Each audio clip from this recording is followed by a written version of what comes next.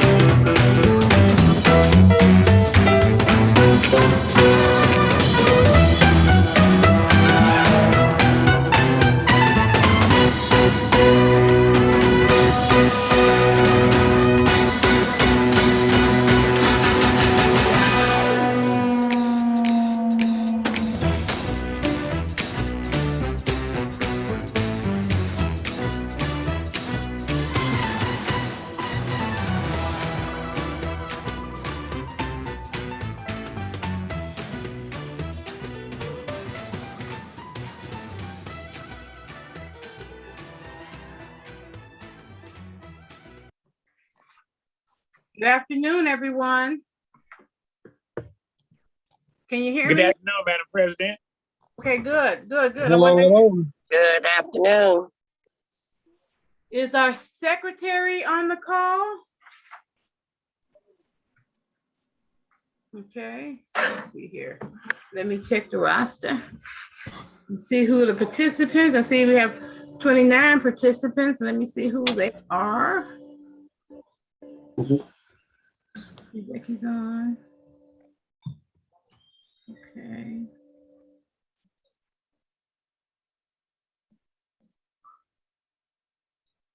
Okay, I'm not seeing her. I do see Becky on. She is our assistant secretary. So I'm going to ask, well, Becky, can you give Doris a call, please?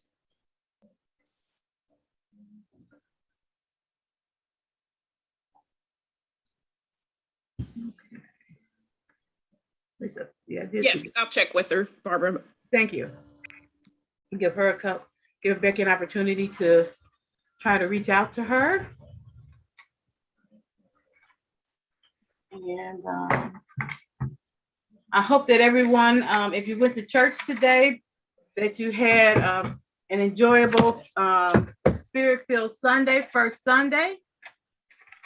And also those who didn't, I hope you got some rest. Barbara, she's connecting. Okay, that's fine. Yeah, I hope that, you know, those, if you didn't go to church, that you had a chance to get you a little rest. Okay, let's see here. Okay, I'm pulling on my printer. Also, I'm gonna ask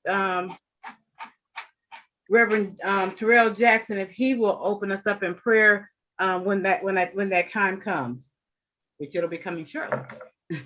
So if he can prepare himself.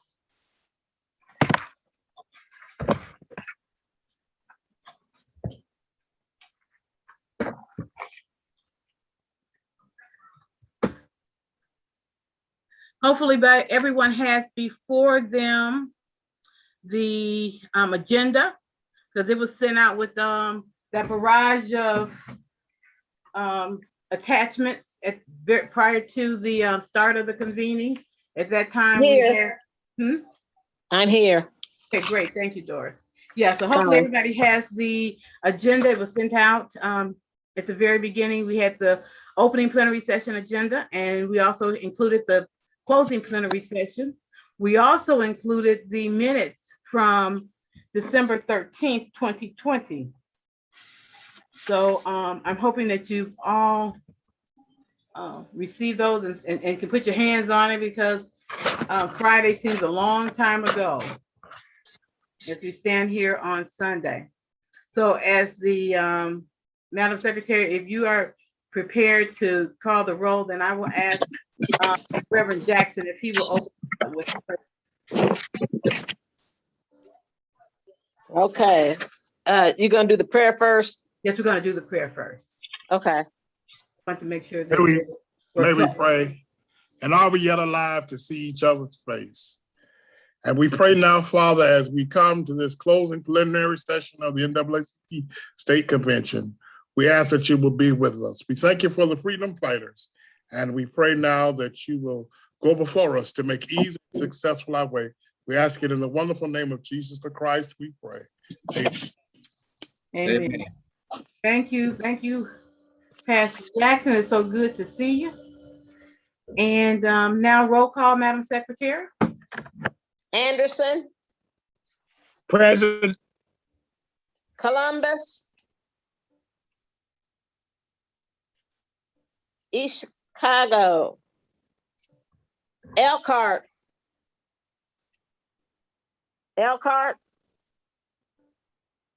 Evansville, present.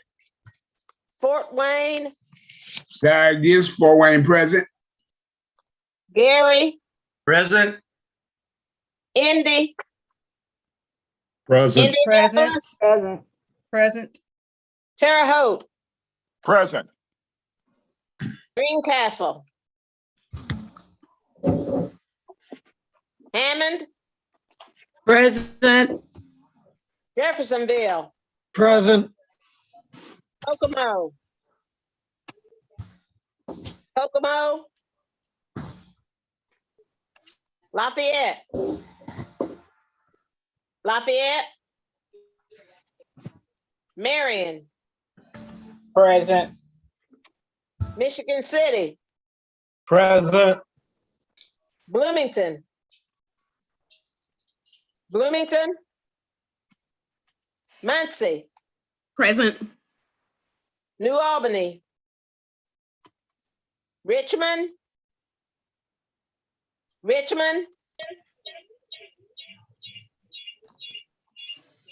South Bend, What's that?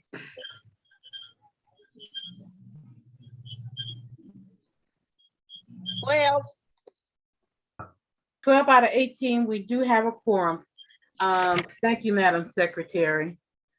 We're now down to the approval of the minutes. Again, as I stated earlier, hopefully that you all have received the minutes and have had an opportunity to review them. Are there any additions or corrections to the minutes? Hearing none, the minutes will stand approved as distributed. Thank you for that. Treasurer's report, we dealt with the treasurer's report in our opening plenary session. At that time, we passed the motion to defer the treasurer's report until the first quarter executive committee meeting that will be sometime in January, maybe even February. We'll deal with that when we get down a little bit later to selecting the dates. Okay, we're down to new business. But before we get to new business, I want to deal with a couple, I can't do that because I can't find my cell phone.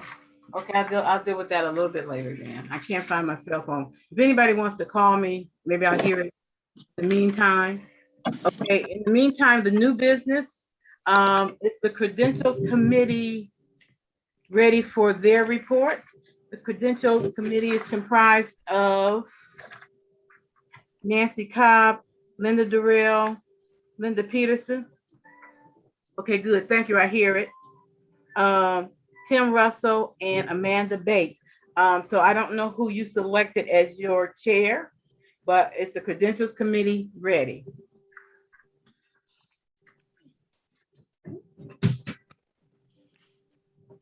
Okay, is anybody from the Credentials Committee, names I call?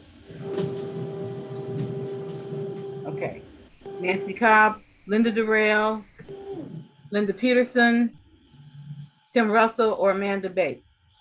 Okay. Hello, can you hear me?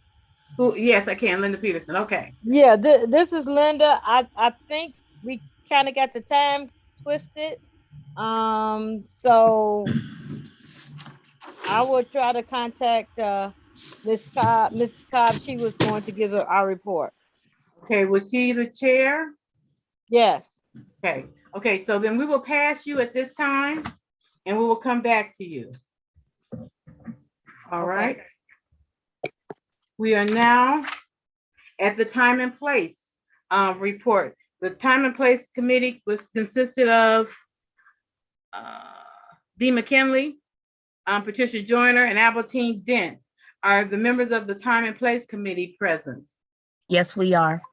Okay, and who was your the chair? Patricia Joyner. Okay, hello, Ms. Joyner. How are you? I am fine. How are you? Good. Are you ready with your report? Yes. At the meeting on yesterday, we decided that the next place will be Kokomo Lafayette. And we were thinking about the time, the date of October, the third week of October 2022, which will be the 21st, 22nd, and the 23rd, ending on that Sunday. That is tentative, but if something else has is going on that week, we can we're trying to do it before the second week, which will be the 14th, 15th, 16th. We're trying to get it in before the holiday, which is Halloween, Thanksgiving, and then Christmas. Pursuant to our bylaws, our state convention, when we don't have these extenuating circumstances, is always supposed to be on the fourth weekend. Sometimes, most people will say the last, but sometimes October will have a fifth weekend. So what will be the fourth weekend in October? And that's the fourth Saturday. The fourth weekend of October 2022 is October 28th, 29th, and the 30th. Okay. That's the fourth weekend. Okay, thank you. Okay. So that will be, and that will be at Lafayette, Kokomo. Yes. Barbara, Other years, yes. this is Janice. I'm looking at October 2022. There are 5 Sundays. Now we'll go by the Saturday. Are there 5 Saturdays? Yes, it is. Yeah. Okay, so we go to the fourth. It's the fourth one, not the. That's Okay. that's why I gave you the first date, October 21st, 22nd, and 23rd. Yes, Yeah. that's right. Okay, I'm not looking at a calendar, so that's like my ask. That's Yes. right. I'm It's not sorry. A lot of times people will think it's the last weekend in October, and a lot of times it will, but there are those years, like next year, where there actually will be five weekends, and we're always on the fourth weekend. Well, the fourth weekend of October is October 21st, 22nd, and 23rd. Okay, thank you so much. Not a problem. Okay, and good work, committee. Will you move for the adoption of your report? Oh, I'll make a motion that the time and place committee report be accepted at Second. this time. It's been properly moved and seconded that the time and place committee report will be accepted. Is there any discussion? Hearing none. All those in favor use the sign of aye. Aye. Aye. Opposed, nay. Aye. Opposed, nay. Okay, that motion carries. I want to thank Miss Pat Joyner, Dee McKinley, and Albertine Dent for their hard work in taking this time to investigate and make that report. So thank you so much. We appreciate you. Okay. Is the Credentials Committee on yet? Okay, we're going to move on to resolutions. The Resolutions Committee here. The Resolutions Committee consists of, just one second, Ron Davis, James Burgess, Homer Cobb, Gary Lavelle, Michael Falker, Nichelle Sanders, and Robert Buggs. And who is your chairperson? Madam President, the chairperson is myself, James Burgess, and we just, as you know, they were the nomination. The first person that was a call in the plenary session was Ron Davis, and he called the meeting to order, and they nominated myself as the chairperson, but along with Homer Cobb, Reverend Cobb Jr., Gary Lavelle, Michael Faulkner, Michelle Sanders, and Mr. Buggs. And so we nominated our secretary, which is Miss Nichelle Sanders, and we were really sensitive to some of the new people that came aboard the resolution committee, and we had to we had a blessing, and yet we had a challenge. And the blessing was that we got 2 resolutions, and we normally have a whole bunch of resolutions, but for the sake of our newcoming members that is coming to this organization to lead us in the future, it was good that we could take a little time with the time we had and try to walk through what the resolution process is about, and then how it affects our locals, how it affects our state, and also how it affects the national as well, if you so wish. So what we did, we had one resolution that was dealing with lead, and we approved that. We'll let the secretary deal with that. And also we had, as you know, for all of you who are veterans and who knew, we have what we call a commemorative resolution, which we try to, for those who know and don't know, we have our host branches in real time and in the real meetings or buildings, wherever you want to call it. So what we did, we knew that we had something in lieu of that with this digital era that we're in. So we have a commemorative a resolution as well that deal with that replacement of the host city and host branch. And also we have it, and that's what we would also, we turn one of our resolutions over to the president for her to deal with it at her pleasure, which you'll be talking about. But during the meantime, if you don't mind, Madam Secretary of the Resolution Committee, do you mind reading the resolution that we have from, and Madam President, do we, I will ask your consent. Should we do the whereas or do we do the therefore be it resolved? It's only one resolution. I heard someone say do the whereas. Okay, so we do the whereas. So, Madam Secretary, Secretary Sanders, are you ready? Yep, it's coming. Okay, will you present that resolution to our body? And Madam President, everybody before hear she reads that, if you don't mind, I don't know, with this digital era here, is it, we didn't have access to all the, so that for them to get a copy of that, I guess Mr. Gary Lavelle is going to give that, make sure that you can access that to all the members. Is that the way we're going to do that? I didn't hear you. It's already been sent out? Yeah, the lead one, Burgess, the lead one had already been sent out to everybody prior to the convening.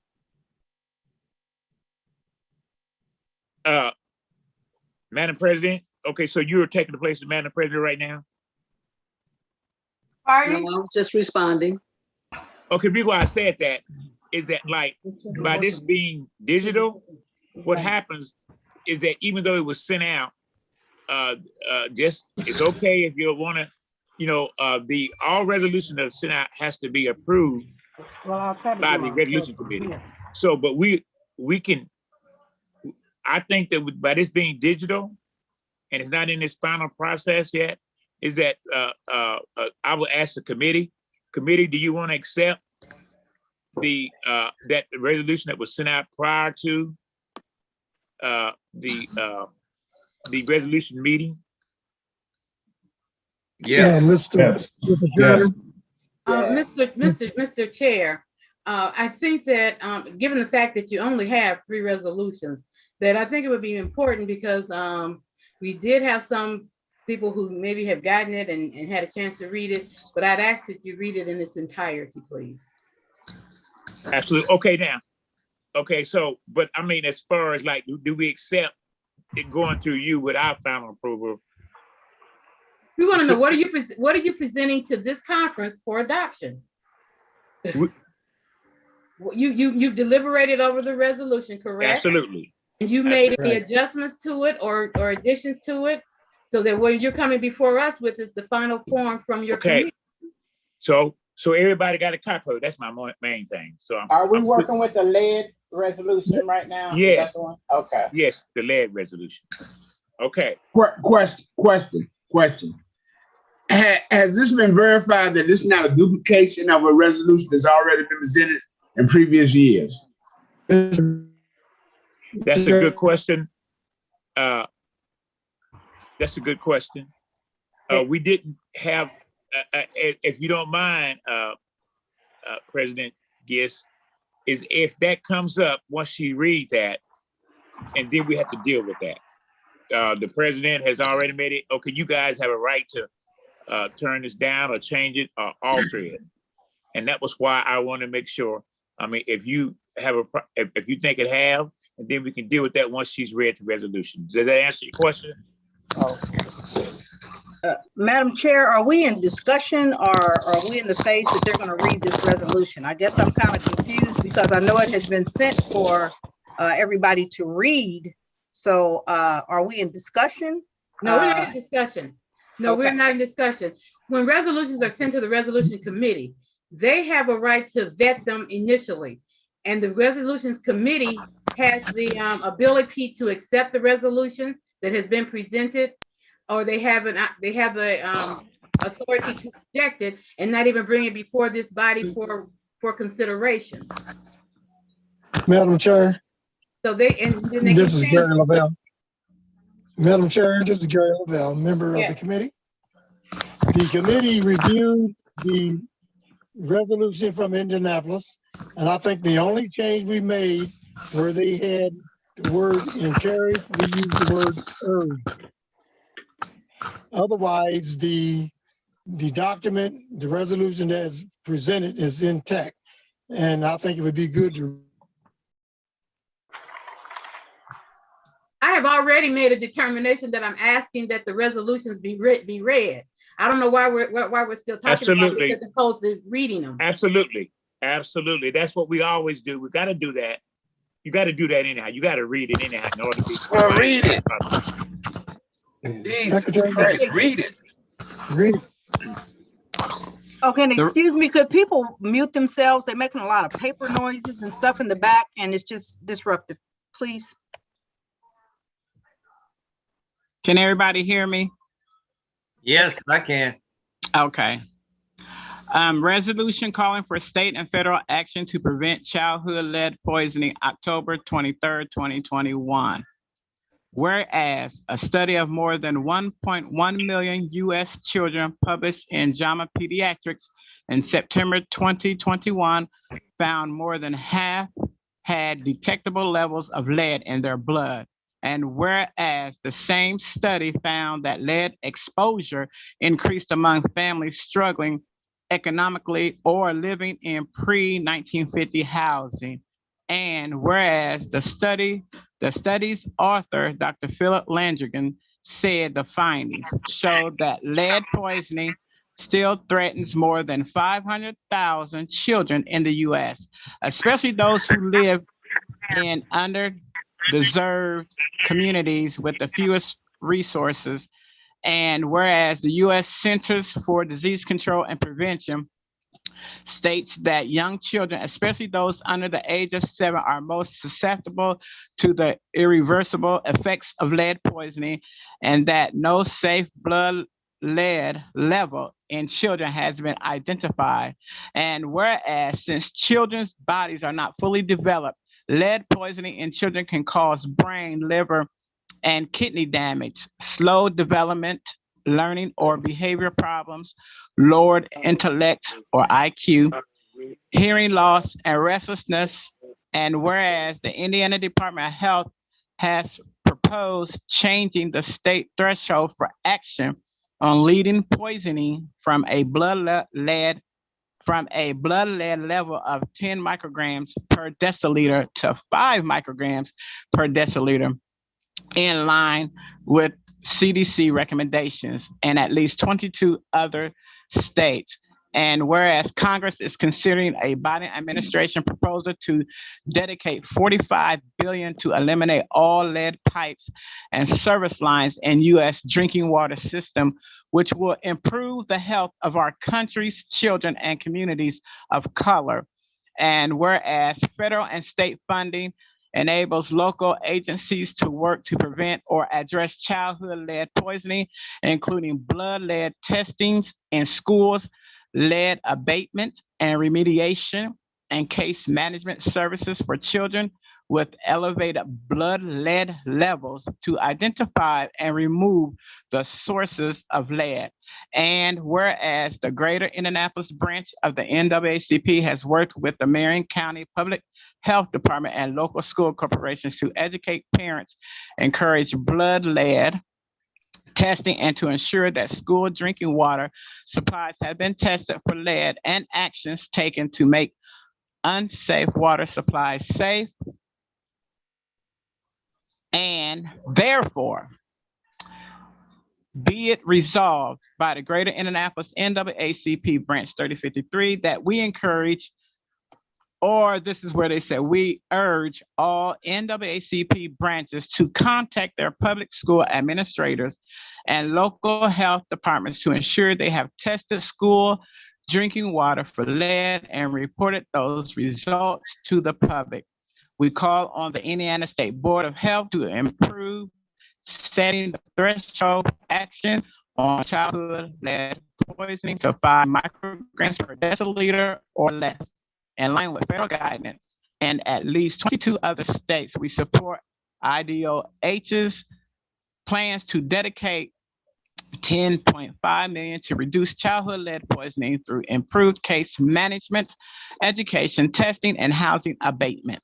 We call on the Indiana General Assembly to appropriate additional and ongoing funding to lead poisoning prevention programs when the current IDOH 2-year program expires. We support President Biden's proposal to dedicate $45 billion to eliminate all lead pipes and service lines in U.S. drinking water systems. And we call on Congress to include this funding in the infrastructure bill.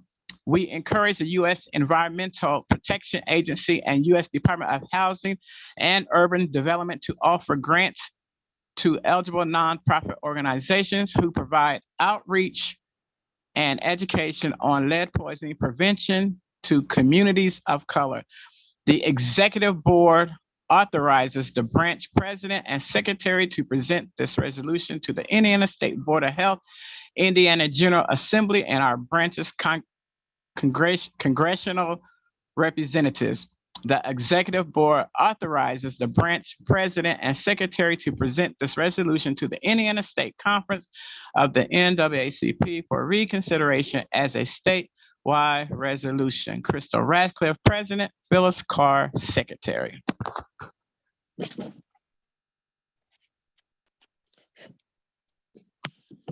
it. And that concludes the resolution. Are y'all moving the adoption of this resolution? We Madam move, President, Madam President, we move that this resolution with the necessary corrections be adopted by this body. Madam President, Yes. I think I heard her say, maybe I didn't. Whoa, we don't have a second to that. We do not have a second to. I second it. Thank you very much. Okay, wait a minute. Michael Falker second. Wait a minute. Wait a minute, please. Order. So we now have it has been properly moved and second that the resolution concerning lead coming out of the Indianapolis branch be adopted by the state conference. Now, is there any discussion? And I think I saw, was it Michael Faulkner was wanted to make a comment, and then Larry Giss. Robert Buggs. Okay, Yeah, Robert Buggs third. Madam Chair, I merely seconded that emotion. I'm seconded the emotion. Okay, thank you very much. Mr. Delegate Giss, you had a comment? Just the same question I had earlier. Is this a resolution that's already been presented to the our state in the past? Because it sounds like a duplication, even though but I don't know, because of some of the verbiage was changed. Does that make a difference in the same type of resolution?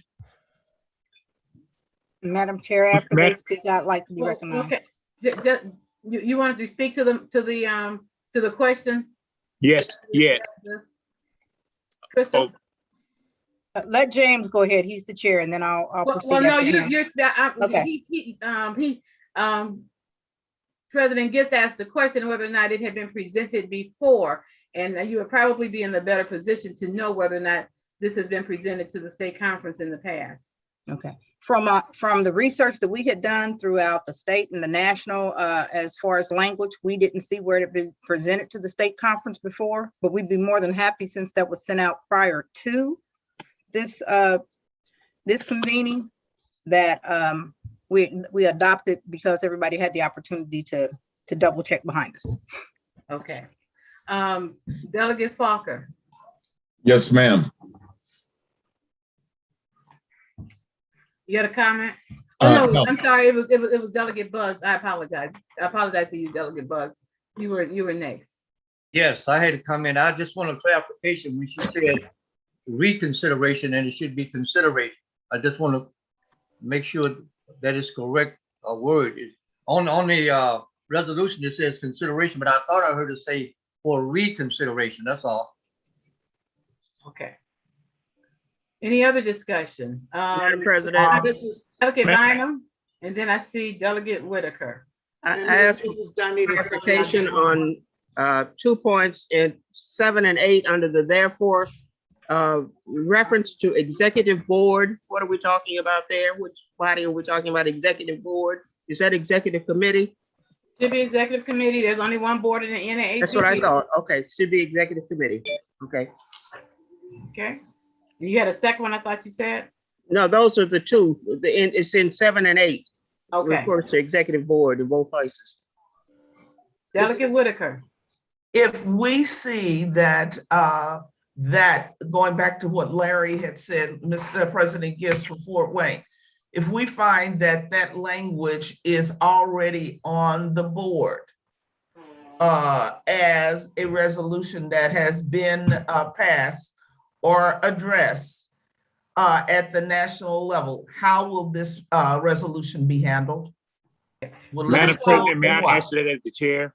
Okay, go. Well, first off, let me say, is this a resolution that we want to elevate to the national level, or is this a resolution solely for the state of Indiana?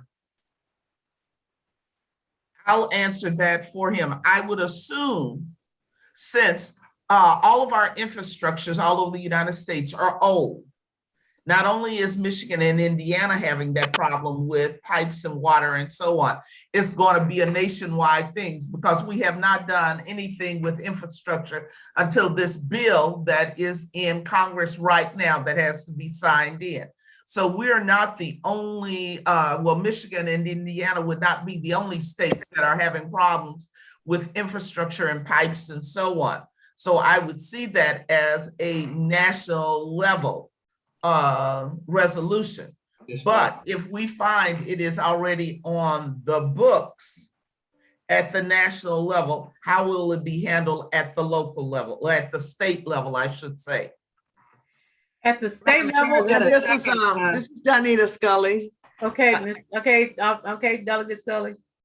So yeah, even if it's already in the books, it sounds like the statistical data that she presented is more current. So I mean, anytime you present anything like this, I think that current data is important.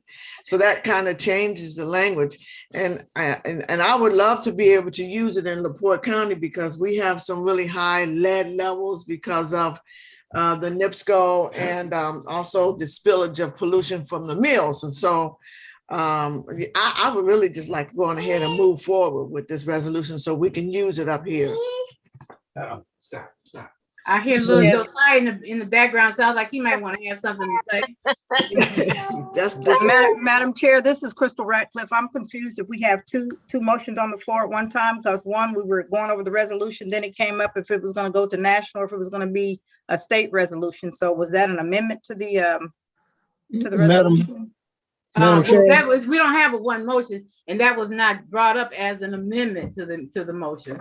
So we only have one motion. The only motion that's on the floor that is being discussed is whether we're going to adopt, whether we as the Indiana State Conference will adopt this resolution. And now, Delegate Bell. Yes, and I think, President, you're correct. The resolution as presented to us was for the consideration for the state. If it has national capability, that is something that we can talk about after we vote on this. Because we know that once it goes to the national, then you're involving with 49 other states in regards to how to respond to that. But as it stands right now, it has merit as it relates for Indiana.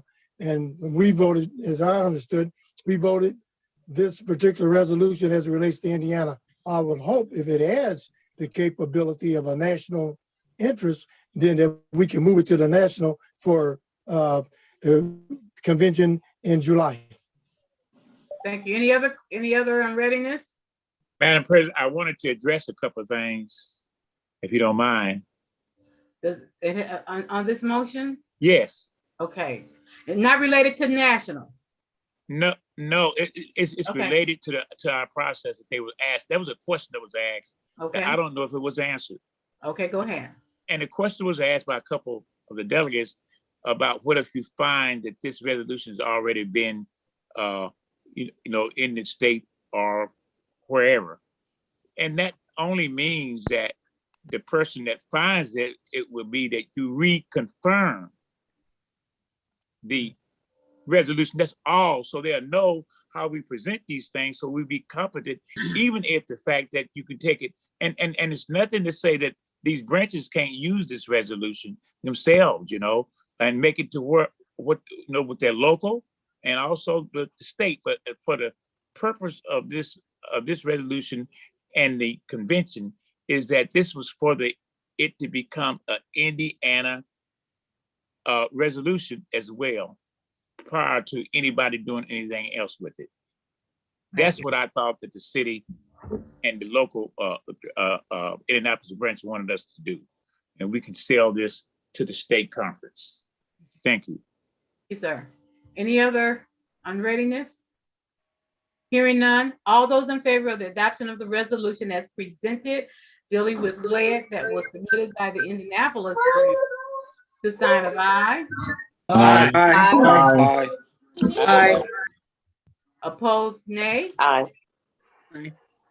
But opposition is nay. No. Oh. Hearing none, then then that resolution is adopted. Thank you, Resolution Committee. Thank you, Indianapolis branch. Resolution Committee, you have something else? Yes, if we don't mind, Gary Lavelle and Secretary Michelle, you guys have the commemorative resolution. Michelle? That's correct. If we could have Michelle, she would read it. All right, hold on. Let me She's so good. We love you, girl. The one you sent me, right? The resolution? Okay. Okay. The resolution, Indiana State NAACP 2021 convening. Whereas the Indiana State NAACP conference held its 2021 from November 5th through the 7th. And I think at that we was supposed to put event to read at like this. Whereas the Indiana State NAACP conference event held its 2021 from November the 5th and 7th. And whereas this event for the year 2021 was again held as a virtual convening of the conference for the second year. And whereas the convening was under the successful leadership of the Indiana State President, Barbara Bowling Williams, ESQ, and whereas President Bowling Williams, with the assistance of the convening planning committee, produced 3 days of events, webinars, recognitions, and awards. And whereas the NAACP delegates, observers, and the general public were well informed, educated, and inspired by the content of said events and sharing of what has transpired as a result of all the branches involved. Be it resolved that the 2021 Indiana State NAACP convening and all that were involved in any way be commended for their hard work and committed efforts on behalf of the Indiana State NAACP and the state of Indiana. Madam President, I move that this resolution be adopted by from the Resolution Committee to the State Conference to be adopted. I second. Thank you. It's been properly moved and seconded that the resolution of commendation to the State Convening 2021 Convening Planning Committee be adopted. Is there any discussion? Hearing none. All those in favor, use the sign of aye. Aye. Aye. Aye. Aye. Those opposed, nay.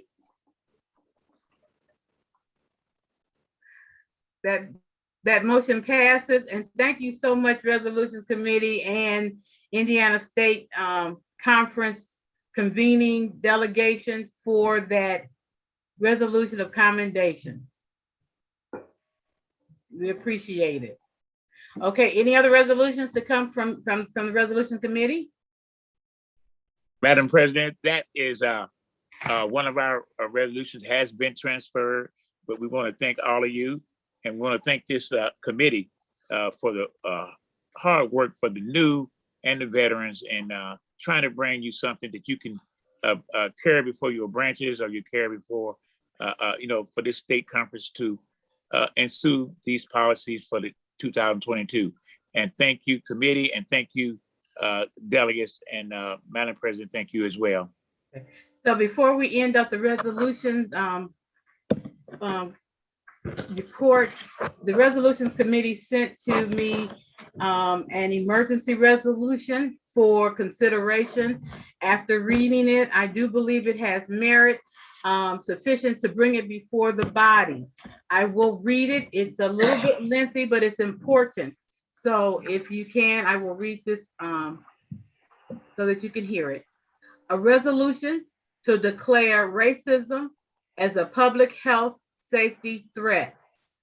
Whereas racism is a threat to public health and safety and is a paramount social determinant of health, shaping access to resources that create opportunities for health, including public safety, housing, education, and employment, and is a persistent barrier to health equity for all people. Whereas, in addition to having an independent influence on the social determinants of health, racism in and of itself has been proven to have broad-reaching and direct negative impacts on individual health outcomes, as evident by research by the American Journal of Preventative Medicine, the American Journal of Public Health, and the American Academy of Pediatrics, and the Indiana Office of Minority Health.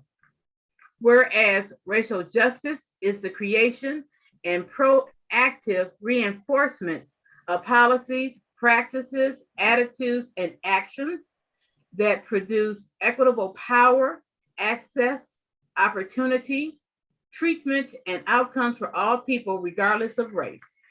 Whereas agencies of city government must recommit to addressing the impact that racism has had on the life of all our neighbors and how it impacts the overall health of cities, as cited in the Commission on African American Males, 33,190 and 133,193 legislative findings and duties and responsibilities, respectfully. Whereas the COVID-19 pandemic has revealed, reaffirmed, and cast in sharp relief the emergency nature of these pre-existing inequities caused by the systemic racism. In cases where race and ethnicity is known, the rate of reported COVID-19 deaths for Black Indiana residents is 10%, where Blacks make up 9% of the population in Indiana. Whereas all Indiana residents are welcome to join in working toward a state where all residents live fulfilling lives, free of racism, poverty, violence, and other systems of oppression, and has been modeled by other communities in the state of Indiana, namely cities of Anderson, Indianapolis, Evansville, and St. Joseph County. Now, therefore, be it resolved, the Indiana State Conference hereby declare that racism constitutes an emergency and public health crisis in the state of Indiana. In recognition of this fact, the Indiana State Conference of the National Association for the Advancement of Colored People hereby directs its units to work with their local Office of Health and Human Services, State Minority Health, to work in partnership with their county health department and all municipal departments and/or commissions to undertake the following 8 key strategies to combat racism as a public health crisis in resulting health inequities. 1, develop policies and practice solutions that work to dismantle the systemic racism that creates barriers to strong public health. Strategies include using a health equity in all policies approach to evaluate current policies and practices and ensure access to data to drive equitable policy and practice development. In partnership with COVID-19 Health Inequities Task Force, develop a municipal health equity now plan that outlines detailed objectives and measurable goals in which the city will focus on root causes of the inequities that cause disparities in health outcomes for our residents. Engage historically marginalized communities in identifying problems and solutions and supporting community-driven responses.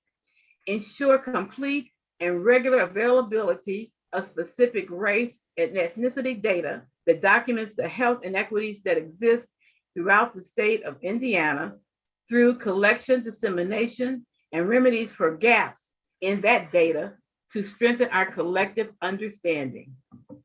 Conduct ongoing and enhanced analysis using all available data to understand the complexity and the interconnectedness of societal, environmental, and behavioral factors that contribute to the impact of racism on access to those resources that promote good health, including good jobs, access to healthy and affordable food and housing, equitable transportation options, and excellent public education by adopting the Indiana State Conference NAACP Indiana Black Academic Excellence Report. This includes a comprehensive understanding of racism and its impact on violence in the community, both as a direct correlation to its existence and the impact that it creates on the overall health of people and the community at large. 6, focus on access to prevention and treatment that is culturally and linguistically competent and meets communities where they are to counter the inequities that exist in healthcare. 7, develop direct service programs and services to address the negative impact that those inequities have had on specific populations, as well as programs that empower communities to tackle these systemic barriers. 8, advocate at the state and federal level for policies and funding opportunities that directly combat systemic racism. Respectfully submitted as an emergency resolution from the 2021 State Resolution Committee. So at this point, I'm going to surrender the control to First Vice President Burgess to carry out the consideration of that emergency resolution by this body. You heard the motion by the president of the Indiana State Conference for this resolution. And what's your pleasure? I move that for its adoption. I second. It's been moved and second that the resolution presented by the Indiana State Conference president for the as an emergency resolution be adopted. Question. Being none, all in favor of the motion, use sign of aye. Aye. Those opposed? Aye. Aye. The ayes have it, and I respectfully return the chair back over to the president of the Indiana State Conference. Thank you, sir, for carrying that out, and thank you, Indiana State Conference, for adopting that resolution. And the resolution was brought to me and brought to the State Conference from Anderson. I believe it was their Black Nurses Association. So we don't want to, lose sight of, where we received this. We don't want you to think that, we sat up all night thinking of all of this. So we don't want to take credit where credit is not due.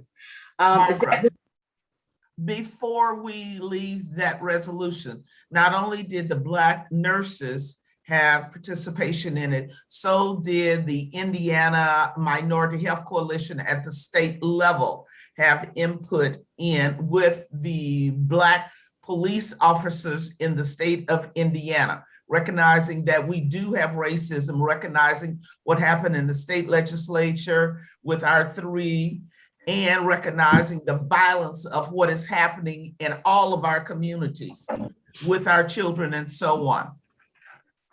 Thank you very much. Okay, thank you to the resolution committee for your thoughtful work. I'm happy on a personal, let me tell you that they had me set up their meeting last night at 7 o'clock, and at 9 o'clock I said to myself, they're still talking. They're still talking.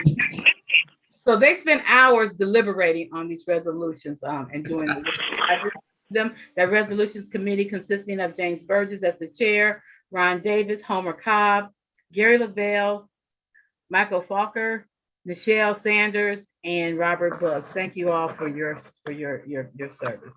Madam President, this is Gary Lavelle, member of the committee. I want to say this to the body. We have two very powerful resolutions coming out of this body.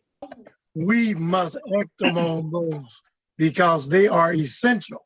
All we have to do is see what's happening around us. We need to act on this, hopefully, upon the convening of this convention, convening, that before we have our next board meeting, that we do some more work on these items and come up with some strategies, because we are faced with some trying circumstances that are probably a little step or two ahead of us, but we must catch up. But we must do this, people. This is serious stuff. Thank you. Madam President, will the body get copy of these resolutions? Yes, we will send those to not only the branch presidents, but to all of the delegates. So thank you. Get copies of them now that they have been adopted. Okay. Madam President. Yes. Ms. Theresa. Yes, ma'am. I apologize I couldn't get in before the time and place report finished. I wanted to ask a question, if I may, about time and place. Yeah. They limited the report to just the time and place for next year. What about the future ones that were scheduled for Michigan City, Terre Haute, and Evansville for the subsequent years? Okay, I will call Pat Joyner, who's the chair of that committee, to respond to that, whether the time and place committee considered the other subsequent years. Pat, are you still on? Yes, I'm still on. Yes, we considered the based off the minutes that were presented on December 30th, I think is the date, December 30th, 2020. The time and place was already completed for the next couple of years. So even though the minutes reflect that 2022, we're supposed to be in Michigan City, we're going to start at the beginning and start from Kokomo to Lafayette if we are meeting in person. The schedule was put together, so if we will meet in person, we will go by that schedule. Since we have been convening these last couple of years, we're just going to give the opportunity to the first, which was Kokomo and Lafayette. If they decline to host the state convening, the state convention next year, we will go to the following, the next person on the list, which would be Michigan City. So if Kokomo and Lafayette decline, then we will go to Michigan City. So my question is, did you have, excuse me, so my question to the committee is, did you have a discussion with those subsequent cities, branches, as to whether they were interested in hosting the committee a year past what originally had been stated last year, given our circumstances? Yes, I spoke to President West of Michigan City, and I told him that we were supposed to be coming there. he informed me that in the president's meeting, it was told to him that Kokomo and Lafayette will be first. I have not reached out to the Kokomo nor the Lafayette president, but I will do so after the meeting. And from there, we will decide from there. Well, because I have not spoken to the president of Lafayette nor Kokomo as of yet. I only spoke to President West, who was Michigan City, and I was going based off that schedule until I got clarification from Madam President. Madam President, Sadie Harper Scott, Lafayette. Rossi in his absence, we have talked, we've spoken, we are agreeing to keep Lafayette and Kokomo next year. Okay, well, there you have it. We're going to be in Kokomo and Lafayette next year. So I guess I don't want to disrespect the other branches that have already lined up. We certainly want to go back to them, given the fact that now they are another year out. So Michigan City, I do know that the president is on the line. I don't know if he's prepared to say whether they are still interested in then doing 2023 or not. Madam President, we have a very important meeting coming up about our next year events coming up. She said, do you want to do it in 2023 or not? Yeah, I know what she said, Donita, but I really want to make sure that we're going to be in position to do this. Okay. So if there's any way, do I have to give you an answer like right now? No, you don't have to give an answer. You can go back because again, you were signing up for a certain year, and so that you're not. So what we will do is that Lafayette Kokomo have already said they will do 2022. Mm-hmm. If Michigan City declines for 2023, we will then move on to the next Terre Haute. Terre Haute is in line, and then Evansville. And then Evansville. So if Michigan City declines, then we'll be asking Terre Haute if they will do 2023. We can, I don't know, we can also think about Evansville. Right. We will ask them in that order too. So okay. All right. But we will follow Madam that. President, I would definitely let you guys. We got a meeting with the 11th, so pretty sure we're gonna take 2023 though. Okay. Okay. Okay. So there we are. Yeah, there we are. Okay. Thank you very much. Thank no you. problem. Thank you, Ms. Bynum, for raising that issue. Okay. We are down to is credentials ready yet? I think that they had Yes, we're ready. Okay, I thought you had some. Okay, go ahead, credentials. The credentials of Nancy Cobb, Linda Durrell, Linda Peterson, Tim Russell, and Amanda Bates. And I understand that Nancy Cobb was elected as the chairperson. Okay, you said one other person, but I didn't have that person on my list. I had Linda Peterson, Linda Durrell, Tim Russell, and myself, and we had assistance by Alyssa Hume, which is our registrar. Okay, yeah, Amanda Bates was elected to your committee as well, so go ahead. Oh, well, thank you. And Amanda, I apologize to you because I did not know that you were on our committee. But to the state conference president, Mrs. Barbara Bowling Williams, and to the delegates, the alternates, and the observers, and to all that are here, we like to say that we're very proud of you to elect us to be the credential on the credentials committee. The credential committee report is as follows. There were 111 adults, 11 youth. Adult and the youth combined equals 122. We had 21 alternates, 18 adults and 3 youth. Extra points and tying it up. Somebody mute yourself, please. Okay, we had 2 observers and both of them were adults. And I will go through the branch names and show you how many delegates they had, how many alternates they had, and how many observers. The Indiana State Conference had 6 delegates. Elkhart 3047 had 7 delegates, 5 alternates. Evansville 3048 had 4 delegates. Fort Wayne 3049 had 7 delegates. Gary 3050 had 10 delegates and 1 alternate. Hammond 3052 had 8 delegates, 0 alternates, and 1 observer.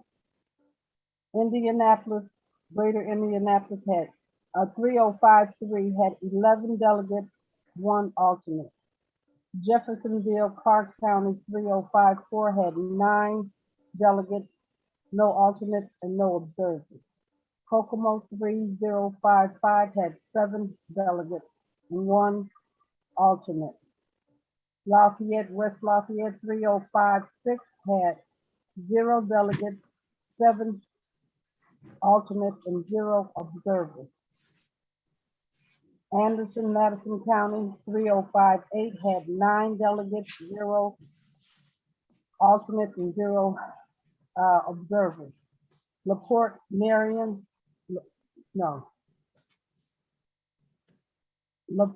Marion 3059 had 1 delegate and 1 alternate.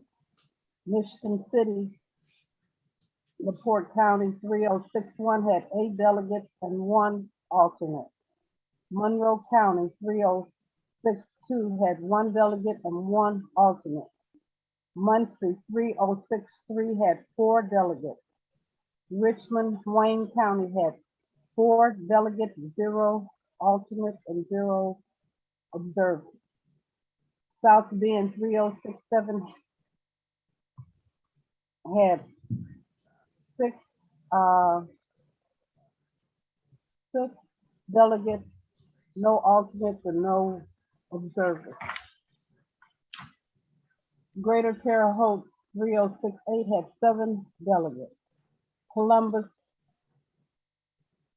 had 1 delegate and 1 observer. The youth, Indianapolis Youth Council 3724 had 3 delegates. Jeffersonville Youth Council 3725 had 4 delegates, 3 alternates. Elkhart County Youth 3756 had 4 delegates. That's the most, that's the end of our report. Are there any questions? You're going first, you move for your adoption. I move for the, You gotta move for your adoption. I move for the adoption of this report. Is there a second? Second. Seconded, Jocelyn Whitaker. Okay, it's been properly moved and seconded that the report of the Credentials Committee be adopted. Is there any discussion? Discussion, Lafayette. Lafayette had 3. We sent in 6 names. But we had 3 on. You had 3 what? 3 delegates. We had 6 delegates, 3 on. You had 6 delegates? Yes, Okay, ma'am. the paperwork that was sent in to our registrar stated, we only go by what the registrar gives us. Said that Lafayette had 7 alternates.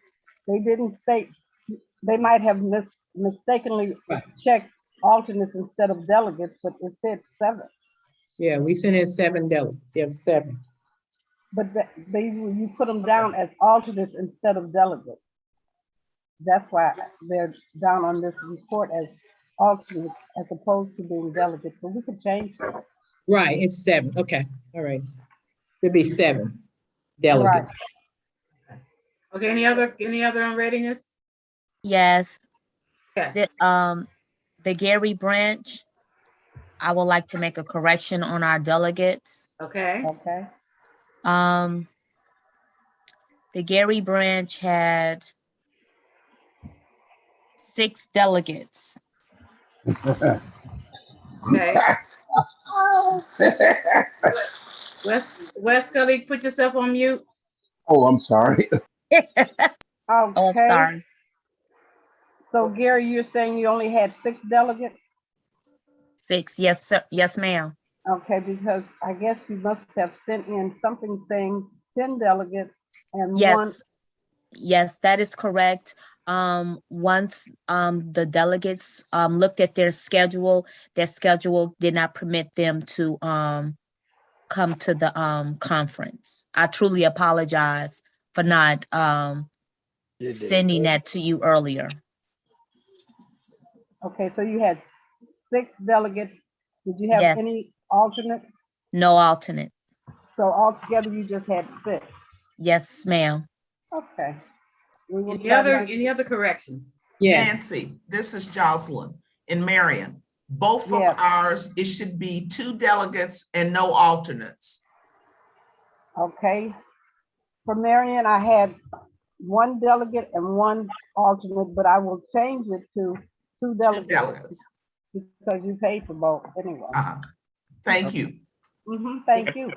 Madam President, from Anderson 358, I was on the assumption that there were 10 delegates and no alternates. For who? For 3058, Anderson, Madison County. Okay, you said you believe you had 10 and no alternate. Yes. Well, we have you down for 9 delegates, no alternates, just for 9 altogether. Okay, it was 10, so that's we sent that in and we calculated that per the check that we sent in. Okay. Any other unreadiness? Thank you. We're taking those notes. Any other unreadiness? Yeah, I just want to make Chairman Cobbs make sure Lafayette, West Lafayette reflects 7 delegates and no alternates. Right. Thank you. Question. Yes, sir. Just a question. Now, does that make a difference on the people that were delegates that were not, but they were alternates, were unable to vote as a delegate? Would that have any bearing on the situation of the on our election? Just a question. From what the report was, it said that there were 122 delegates is what this report said. If you look at the report that came from National, there were 131 delegates who voted. So with these corrections right now, and I've been writing them down, we're right now is at 130. So that's more in line with who actually voted. So I guess at some point, the right number and right names and stuff went in, but for whatever reason, I guess the report didn't catch up with it. So for whatever reason, there, so far with the corrections that have been noted, it is at like 130 and 131 was showing that voted. Okay. Okay. Is that the end of your report? Okay, because we were doing unreadiness. Any other unreadiness? Okay. Thank you. Thank you. Credentials. All in favor? Huh? You have to finish it. Madam President. Yes. Madam President. Yes, Madam Secretary. Yes. This is Cora Breckenridge. Oh. Madam. Yes, ma'am. Madam President. Okay, yes. Yes, my unreadiness is that regarding the report from the Credentials Committee, they said that Elkhart had 7 delegates and 5 alternates, but we really had 12 delegates. One of our problems was that, and we paid, we sent in the credentials for 12 delegates, but we did have some errors in the emails for the delegates. And that is why 5 of our delegates were unable to vote. You had to have everything exactly correct. But I would like for the Credentials Committee to, even if they go back, they will see that Elkhart Branch sent in the names for 12 delegates. Okay, we will be talking to, well, we're going, giving this information to the person who handled, the registration list so that she can review her records. Anybody, anything else? Anybody else? Okay. Yes, this is Doris again. Could Nancy, could you send me a copy of your report so I can send it out to people? Yes, I'm going to, as soon as we finish this, I'm going to send it to you. Okay, thank you. Mhm.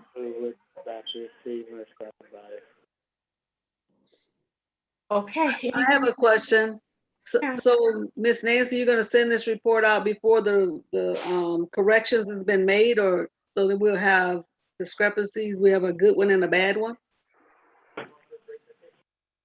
I guess, yeah, I guess, well, we want to get back, I guess we want to get with the registration and check the documents that were sent in so that we can get a verification that way. Okay? Any other questions? We won't get it right away. Okay, any other questions? Hearing none, all those in favor of adoption of the credentials report, use the line of aye. Aye. Aye. Aye with corrections. Aye. Opposed? Then that motion carries. It is adopted with the corrections. Thank you very much for that addition. Okay, and thank you to the credentials committee who consisted of Nancy Cobb as chair, Linda Durrell, Linda Peterson, Tim Russell, and Amanda Bates. So we'd like to thank the registrar, Miss Elisa Humes, for her assistance. Yes. Yes, indeed. Okay, we are down to convening planning report. Ms. Doris McDougal.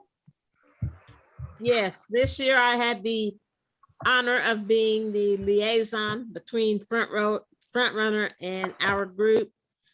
I want to thank everyone for a very successful convening. Anybody that had any part toward the convening, thank you so much. As Rosetta Minifield used to say, when we work together, expect a masterpiece. And Front Runner has been an absolute miracle worker. They have so much patience and expertise. And I'm sure Bill, my brother, who used to, this was his baby, he and Becky's baby, this convening. I'm sure he's smiling from above and is very proud of all of us. And all I can say is thank you. Great job. Thank you so much. And I think it would be important to identify who the people were on the planning committee. Are you prepared to do that? No. Okay. Well, then let me see if I can do it. Let me switch so I can go and see who's on this email list.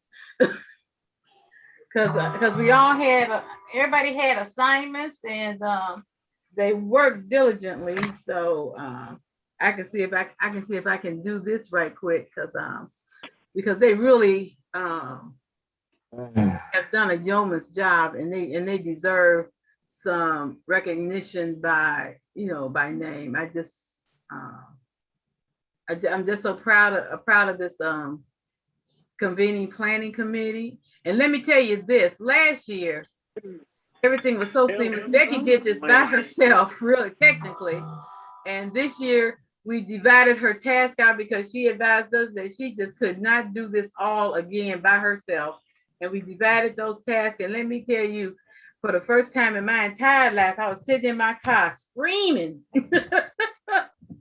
So I know the feeling. The trial by fire. So we really didn't know, on the job training. That was lessons what she was. had been for us. That's right. I'm telling you, it was something else. It was something else. Come on now, how did I find this out? And while you're trying to find that, it makes a big difference when it's split out. And I think we'll get better when we do the procedures for each piece so that if anybody else new comes in place, they'll be able to handle it. Right. Yeah, training would have been nice. What this was, his estate planner.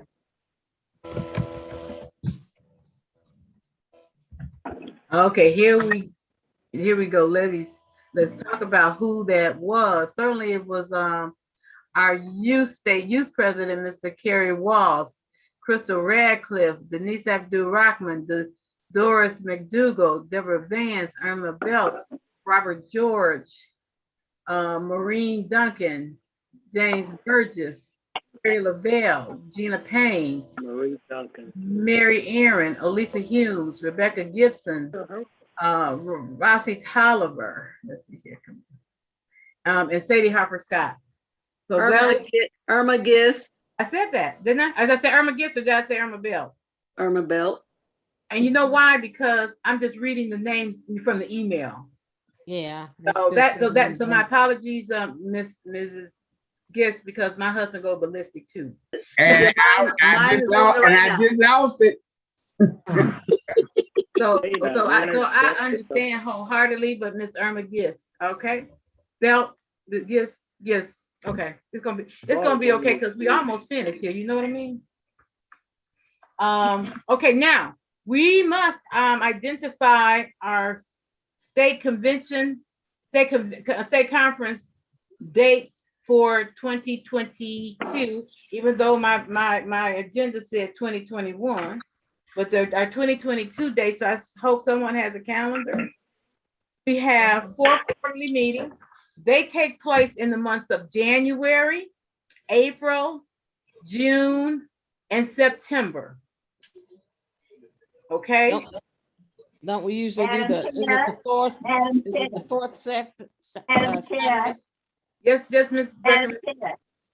Yes, this is Cora Breckenridge speaking, and I would like to recommend that our January meeting be held on the 4th Saturday in January, January 22nd, and that the alternate meeting be held that next Saturday, January the 29th. I would so move for the January meeting if this is appropriate. Okay, it's appropriate. Okay, you have heard the motion that our January 1st quarter executive committee meeting would be held on January the 22nd, and our snow date would be January the 29th, right? Right. Okay. Madam Chair. Mr. Ratcliffe, second. Okay, wait a minute. It's been Okay. properly moved and seconded that our January 1st quarter executive committee meeting be held on January 22nd with the alternate date being January 29th. Is there someone, are there any questions? Okay.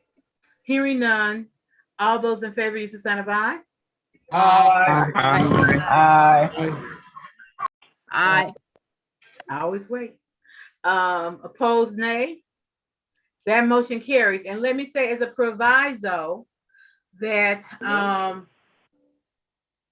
we will talk. This first meeting will definitely be held virtually, and which may advocate the need for a snow date. But I just and if anybody has an objection to that, let me know right now. Do you take exception to that the first quarter meeting would be virtually? I agree that it should be virtually. Okay. All right. Is that in the form of a motion, Madam Chair? Is James running the meeting? I guess basically I was just saying if there's any objection to that, then that will Executive order. Thank you, ma'am. She said by executive order. I don't like the order until I have to. Okay, so yes, that will be virtually. So we can talk about when we get to the other ones, which we're getting ready to do the second quarter in April. What you want to do? Madam Chair. Madam Chair.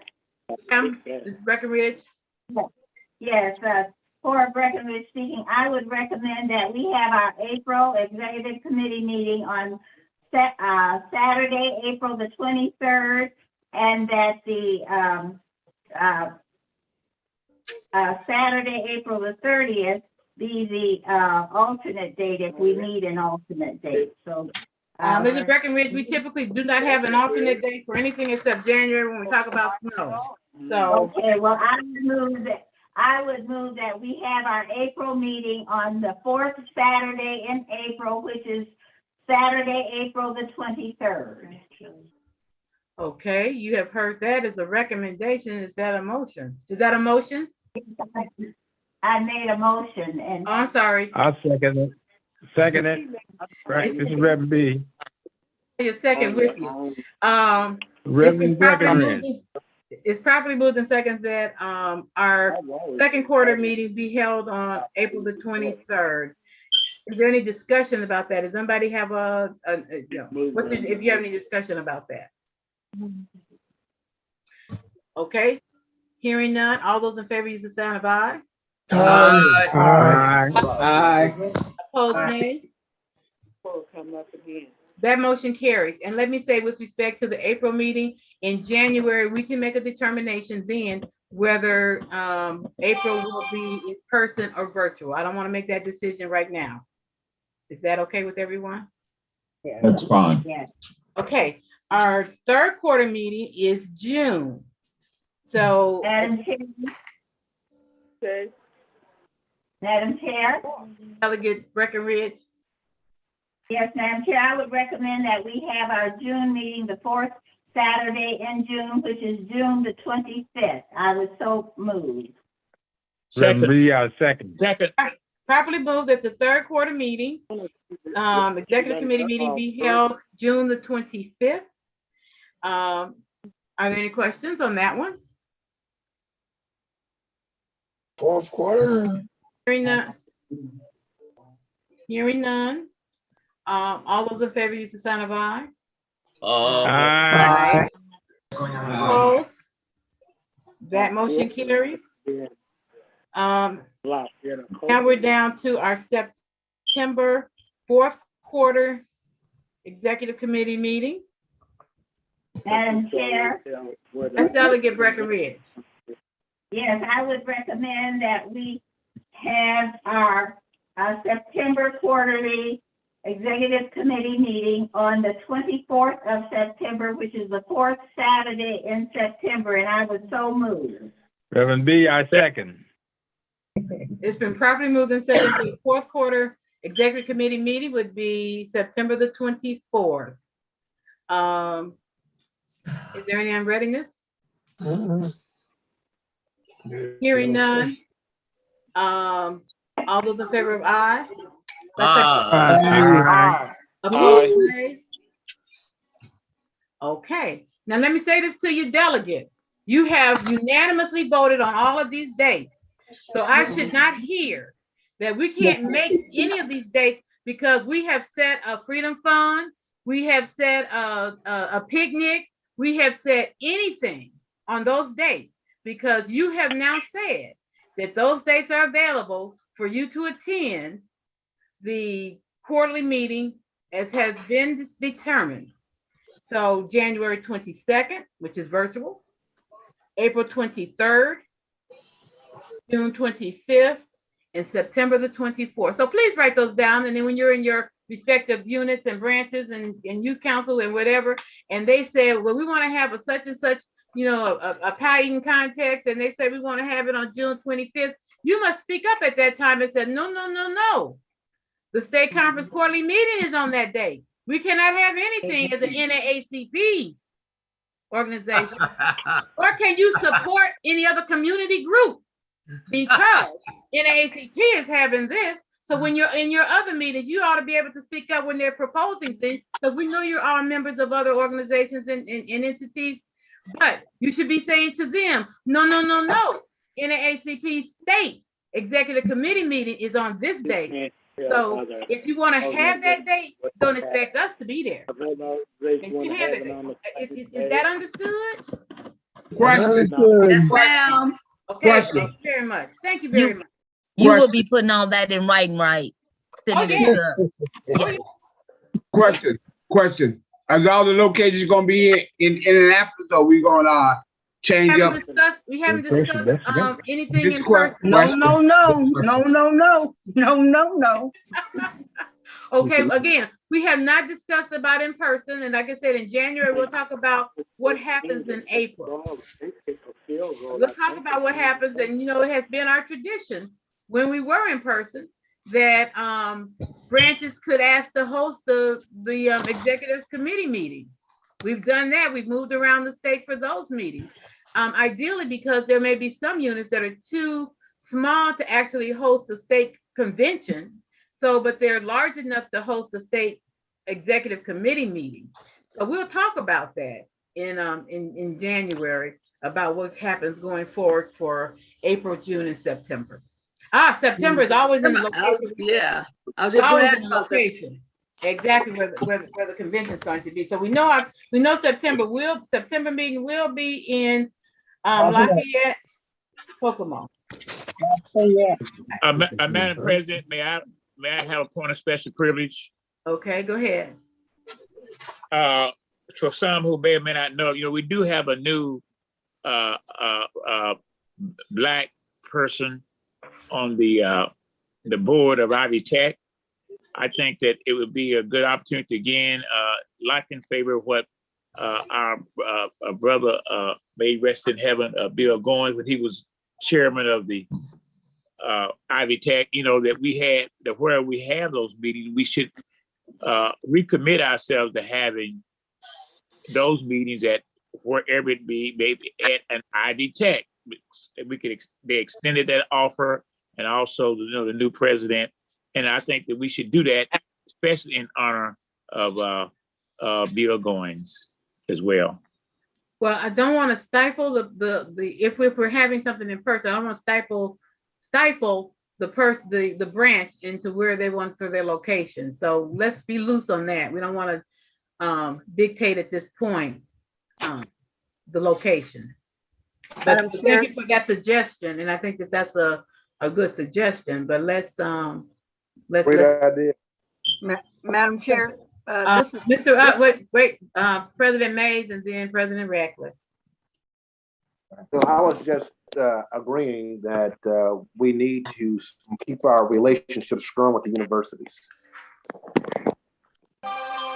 Okay, President Ratcliffe. Yes, and I just wanted to, I know a lot of other people would like to host. It's not that Indianapolis doesn't enjoy hosting you all. We'll do whatever we need to do.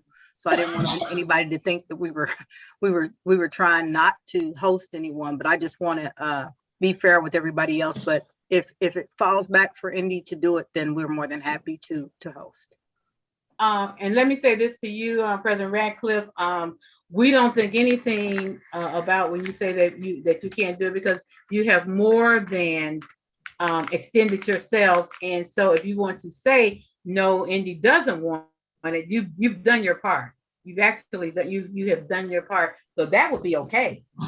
So we're not going to force ourselves on you. We're going to let some other folks, have the pleasure of hosting us. Okay, moving on to Legislative Day.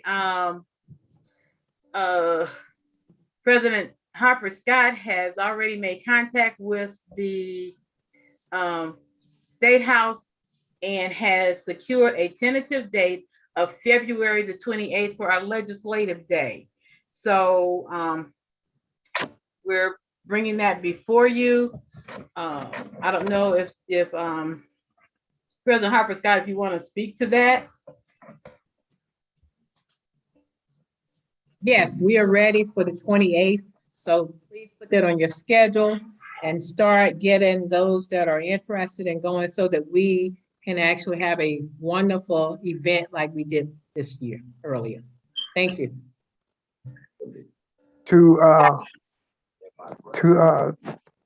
What time? From what time? What time? We will be our 10 o'clock until last year we cut it to, I think, 1:30. We certainly will be on that. We have it 10 to 2. So if you have your sororities, your organizations, or those that are willing to be fruitful for us, we certainly want to enjoy taking it to the next level, just as we did last year. So certainly I thank you for all you do in supporting our Legislative Day. Okay. Anything else? So is there a motion for February 28th, 2022 to be our Legislative Day. So move. Second. Second by Jocelyn Whitaker. It's been properly moved in seconds that Legislative Day be February 28th, 2022. All those in favor use the sign of aye. Aye. Aye. Opposed? Aye. Hearing no votes to the contrary, February 28th. And let me tell you, we went down this year with no intentions to go down and be doing anything in person, but it was critical given what had happened in the State House that time in March. So it was critical for us to be there, and it was productive that we were there. So our presence makes a difference. All of our representatives, people who are people of color, have said to us they need us to be down there. And if at all possible, and you can put it in your schedule, to just go down there periodically, and let your faces be known and be shown. But it's absolutely important that we do get there. And as President Sadie Harper Scott said, that one year we were there with Delta Sigma Theta. So it would be nice at this point if we will invite the Divine Nine to join us. Many of them have their own legislative days, but some don't. To involve the League of Women Voters, to involve other, I know one time we were there with the SEIU, so union organizations, but they need to see that we're concerned with what's going on down there, and and our people, our representatives are not to be disrespected. If we don't stand up for them, who will? And we must not accept anything. We must not just accept anything. So, Madam President. Madam Chair. Dee McKinley, please. And I just have a question. Are any of the civil rights agencies, including the state civil rights agencies, a part of Legislative Day, or have they been approached to do so? They have not been approached, but that doesn't mean that we should not be approaching them and be happy to do that. So you're talking about Wilson. I'm talking about the Indiana State Civil Rights Commission, the Fort Wayne Metropolitan Human Relations Commission, Gary Human Relations Commission, any city that has a civil rights agency that investigate complaints of discrimination. They should be a part of Legislative Day as well. I absolutely agree with you. And a lot of times it hasn't happened because nobody has brought it to our attention. So we're absolutely not opposed to it, and in fact, welcome it. And so I appreciate you raising that. Madam President, we did have Chief Rick Hite when he was the Civil Rights Director. He was there with us. So certainly we welcome all of you. If you can send us a list of those, we certainly will be happy to reach out to those. And they certainly will be happy to partner with us. If you remember, Chief Rick Hite was the Civil Rights Director, and he was with us one year. Okay. So certainly, please get that information to us. If you can send those names now, we want to start getting that information out early so that people can put us on their calendar. Because February will be here before you know it. Well, I don't know all of them, but I would ask that the presidents of each one of our cities where there is a civil rights agency to get that information to Ms. Sadie Harper. Please. Yeah, and we've asked it over and over. So if you start getting it. Can't hear you. Yes, can you hear me? Yeah. Okay. Yes, we've asked that every year. So if you can get me that information, we will send them a personal invitation. So get that information to us, please. And on that same note, we here in Fort Wayne, we back to endorse the hate crime bill again at this year's at the Legislative Day. And I don't know what's going to happen on that day, but we have put a group together with different fraternities, different sororities and fraternities, the Shriners, the NAACP, that we're going to introduce this bill once again, because, we really don't have a real hate crime bill. Now, I have been talking with several of the people in the Black Caucus so that this bill can get back, put back on the table in January. What bill is that again? The hate crime bill, a real Oh, hate crime bill. Oh, yes, absolutely.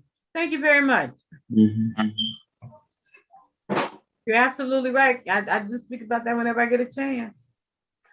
And also, Madam President, I want to say, I also, again, want to say thank you to those branches this year for Legislature Day who reached in their pocket at the last minute because we didn't have funding to get it nationwide and get it done by front runner, but it worked out. So certainly I will be reaching out to you because I know that we haven't been raising money and doing anything this year. So certainly we do want our Legislative Day to reach nationwide, and it did last year. So certainly make sure that you check your emails, so we will be moving in that direction again this time for those who still do not feel comfortable in coming to the State House.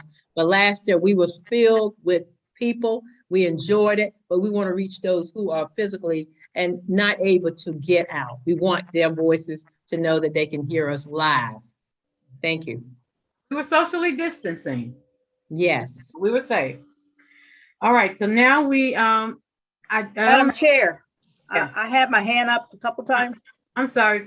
Okay, I didn't see it. Okay. Okay. I was gonna ask, not to be intrusive or anything, but a lot of times we get people down, and when we go through our program, people leave before they actually go see our legislators. Is there any way that we can look at trying to have people go earlier, and then around lunchtime, maybe we do our recognitions, because that's what we're there for us to meet with our legislators. And then when people just come for the, to hear the legislators and leave, then we're not impacting the legislators when we're there. Yeah, and what should occur is that you should make an appointment to meet with your representative, letting them know we're going to be down there, and you know enough time now. You can contact and say, we're going to be at the State House on February 28th. I'd like to schedule an appointment to meet with you. So that's what should happen. Each person already have an appointment. So, just going knocking on their door and they don't know you're coming is not going to serve you. But if you've already scheduled that appointment, then they're looking for you, and then you will be able to meet with them. Very good. Okay. We should have an agenda too. True. And No bugs. true. And President Gist has already told us that we want to put that hate crime bill back on our agenda. Well, this kind of never came off our agenda, but we want to make that front and center. And I don't believe that they ever passed the Byron Radcliffe's bill, the stopping, what is it? Crystal, help me. I'm sorry, it's the racial profiling. Madam Chair, they did, but they had so many errors in it that Chair has to take it back. I will send it to you, but it passed unanimously. And I wanted to bring that to the state conference, but they, like I said, they had so many errors in it. Date of birth, parents, age, lots of different little things. And so I just did not want to present that to this body with it being so okay with all the errors. But so maybe we need but I will send it to you so you will have it. Yeah, so we need to fix the racial profiling bill and the hate crime bill. Yes, ma'am. Is that correct?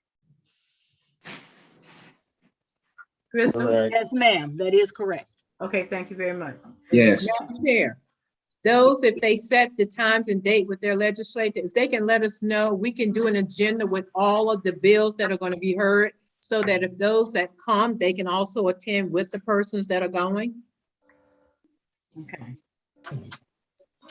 Barbara, at this time, the committees are meeting about bills now.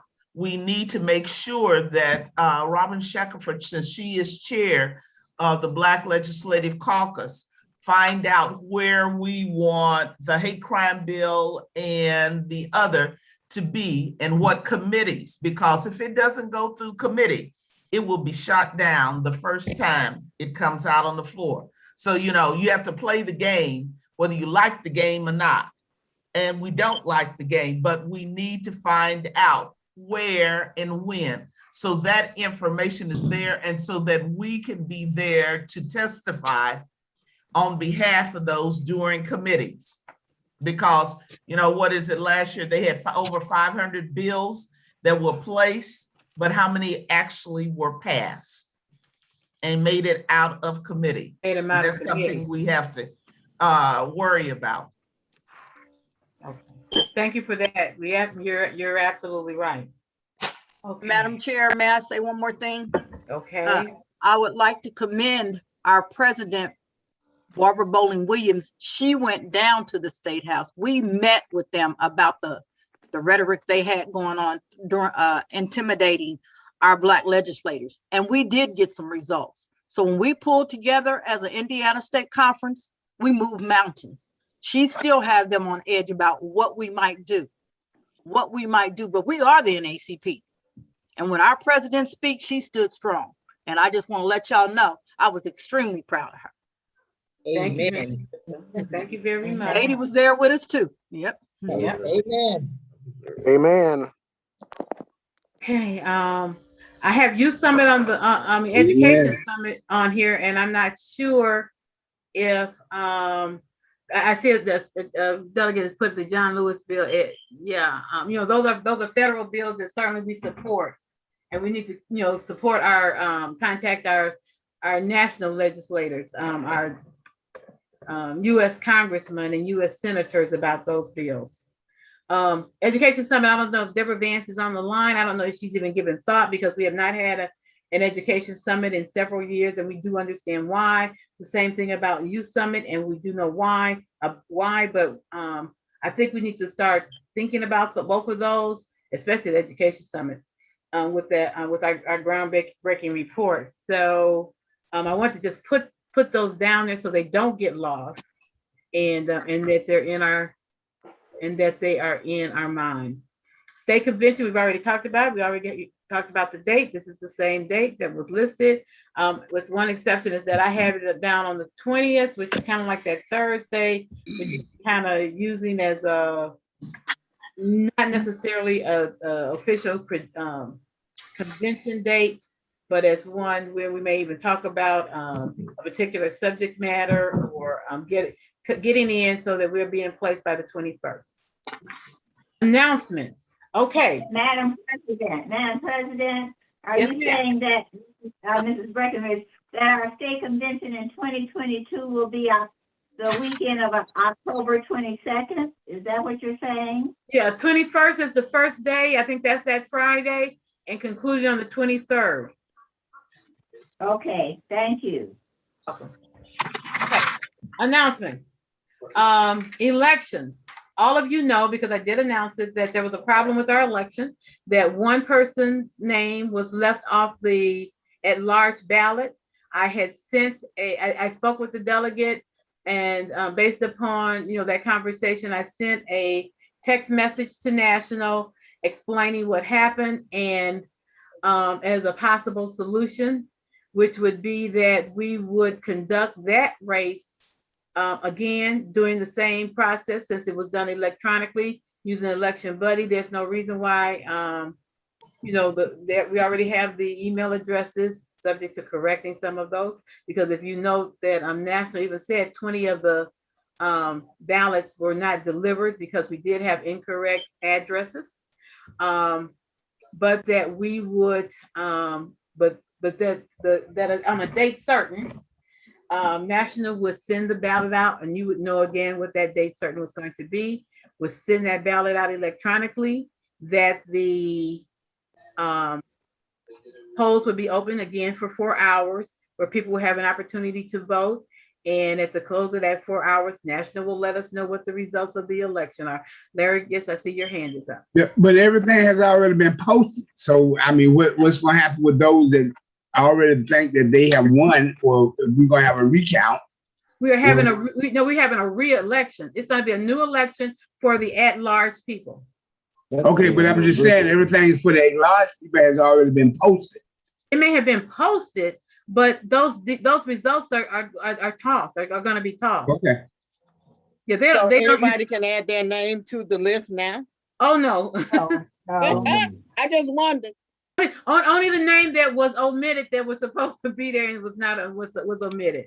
Oh, y'all omitted me, huh? Okay. Madam President,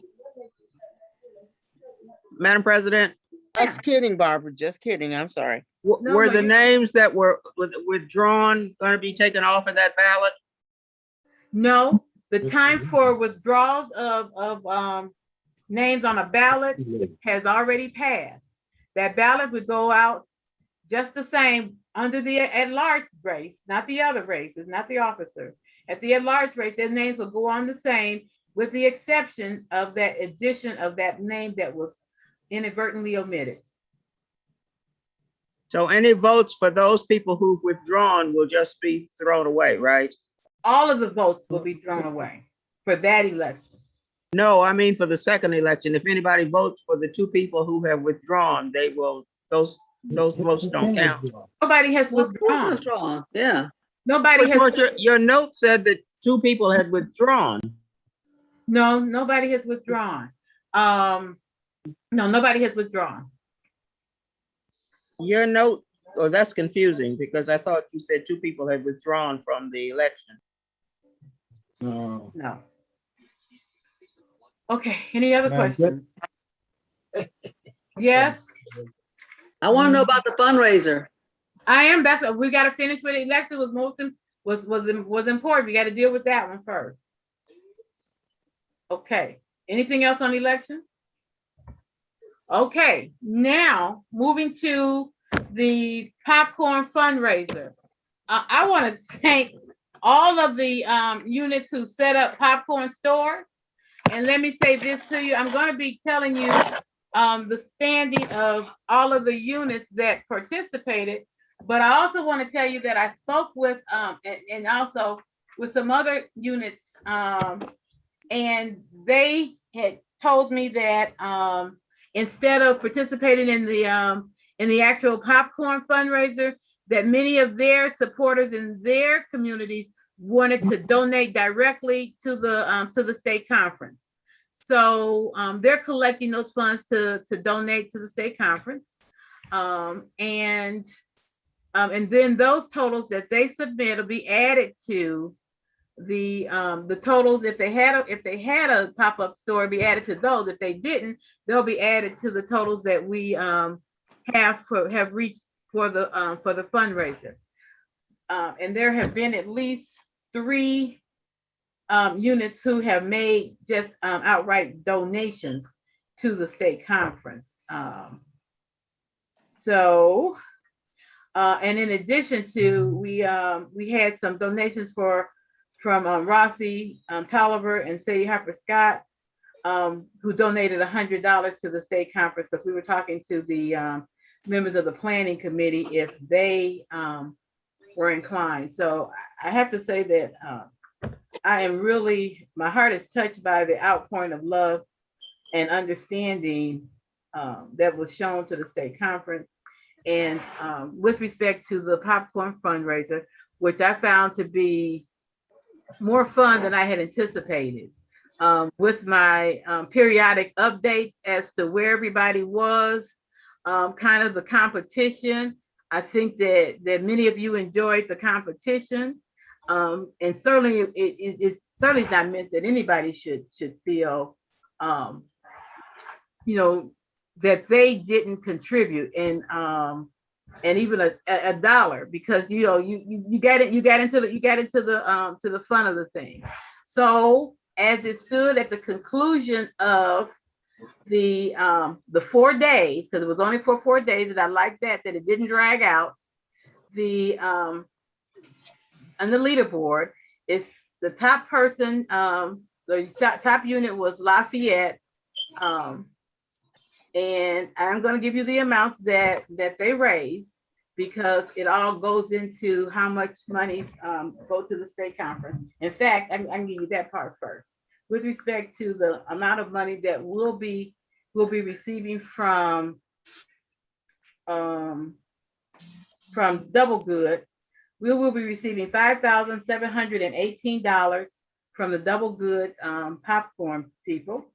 Our event raised $7,000, $437. There were 182 supporters of the various pop-up stores, oh, they usually give me a report that told me how many states we reached, because it wasn't just limited to Indiana. We asked everybody to send the link to their family and friends, you know, wherever they may be. So back to the leaderboard lineup. Lafayette ended up raising $2,726. Indianapolis came in second with $1,903. Gary Branch came in third with $1,707. Fort Wayne, which they really surprised me, came in fourth with 1,186, because they were sitting there at zero and I couldn't understand them at zero.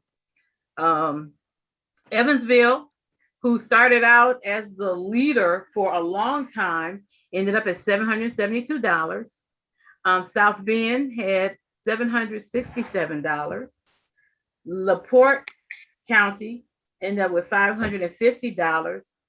The state conference ended up at $549. Marion ended up with $357. Kokomo ended up at $255. Hammond Branch ended up with $209. Columbus ended up at $157. Muncie, which were real, they came on up because they were at zero a long time. They came up with $156. Elkhart came up with $88. Terre Haute with $29. And Al Green, which I still don't know who Al Green is. Anybody know who Al Green is? Nobody knows? Barbara, that's Reverend Al Green from Muncie. I mean, from Marion. Oh, so he just created a pop-up store? Yes, he did. He told me. Okay, yeah, his is $26. And Greencastle was the other one, and they did not have any sales. And let me go back and say this, that Hammond Branch donated $400 to us, to the state conference, which would bring their total to $609. Kokomo is donating $1,000 to the branch, which would bring their total up to $1,255. And Terre Haute is still collecting money so that from their members who want to, and friends who want to just make direct donations. So I have not been told, you know, like if they're still collecting what that amount is going to be, but I've given you all of the others. So this has been amazing. We thank you. Great job, everybody. Yeah. Yeah. How much did you say for the total to the popcorn place? To the 11,000 something. The total sales for the event was 11,437. That's all I needed. Okay, yeah. But I thought about that fundraiser before I even brought it to us.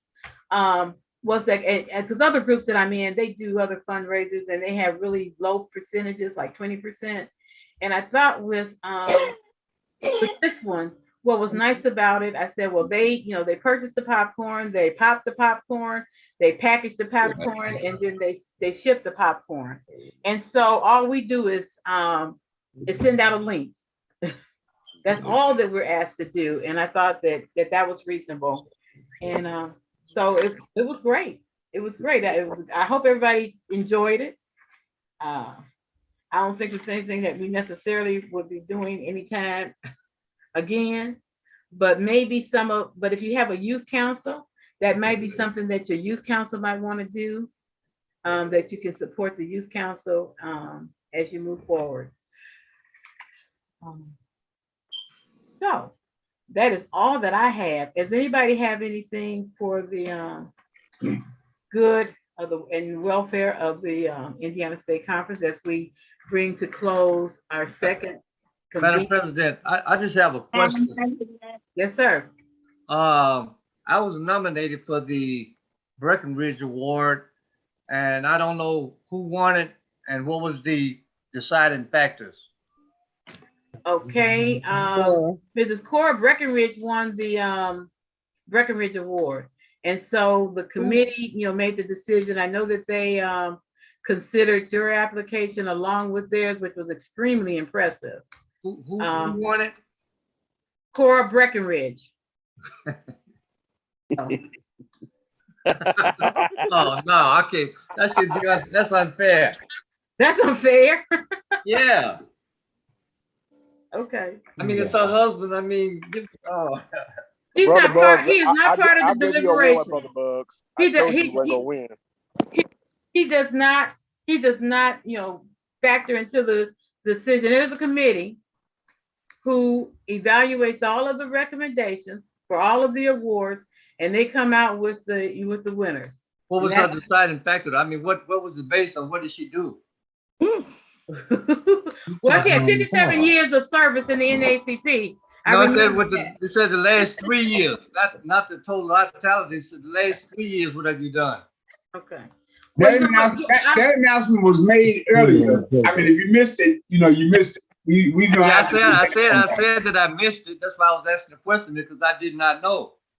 Well, yeah, let's move on, guys. Let's move on. Let's move on. That's who won it. Madam President. Madam President. That's one. Yes, ma'am. What do you want to know?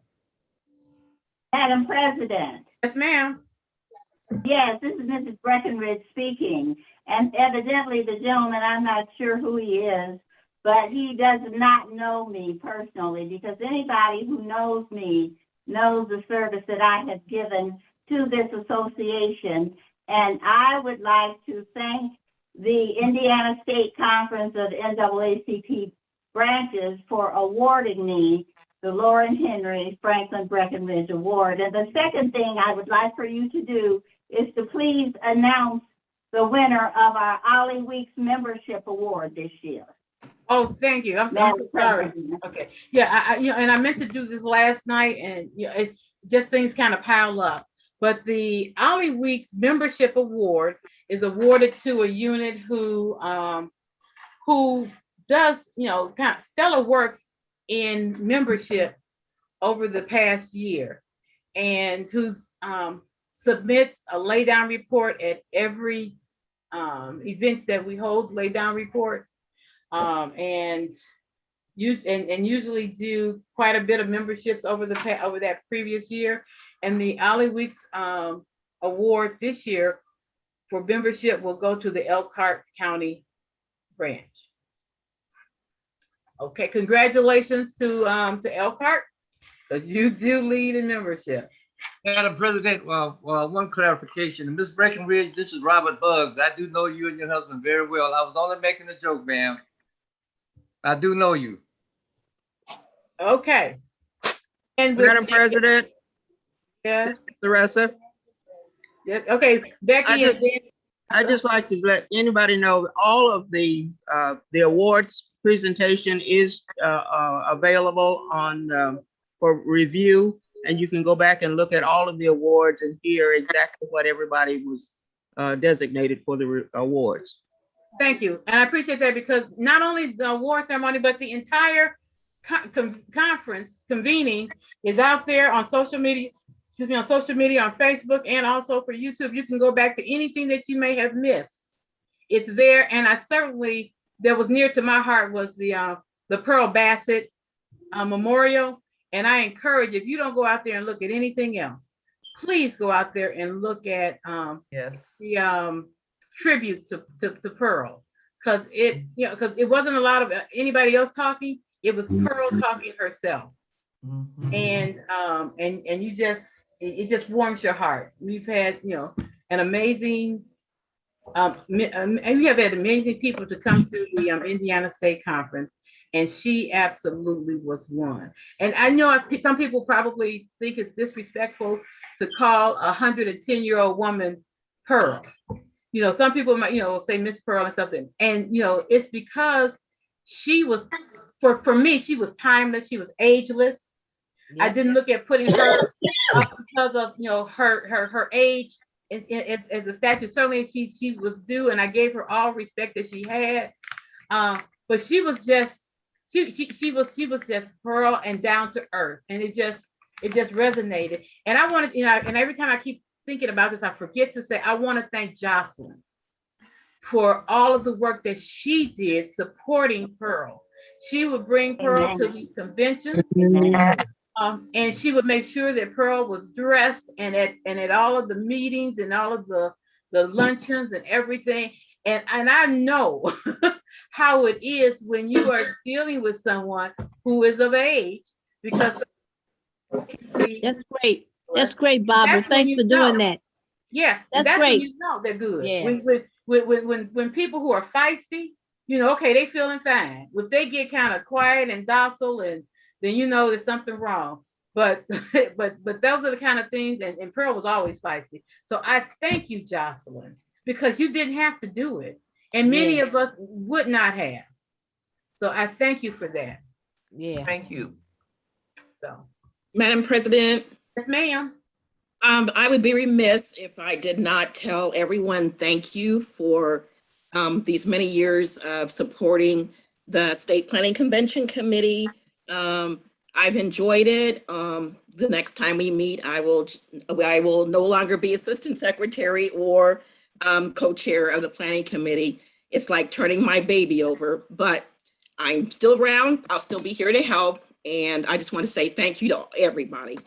Thank you, Becky, for your years. Great job, Becky.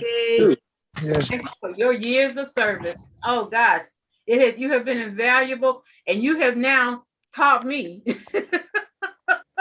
you have made a believer out of me as to what you actually did. Oh my God. I'm telling you. So I thank you. Anything else for the good and welfare? Miss Barbara, I want to tell everyone that has a birthday in the month of November, happy birthday. Yes, happy birthday. Happy birthday. Yeah, Happy it would be me. And me. Oh, when's your birthday? And me. Okay, say if everybody tell when their birthdays are. And me. My birthday is November 29th, and I would like everybody to send me $1 per year for my birthday. I will only be 76 on my birthday, so send me $76, y'all. That's a blessing. My hand is up, President Bowling. Okay, and what are you saying? We want birthdays too, Miss Linda. I'm sorry. Thank you. I know y'all on Zoom mode, but mine is a business request.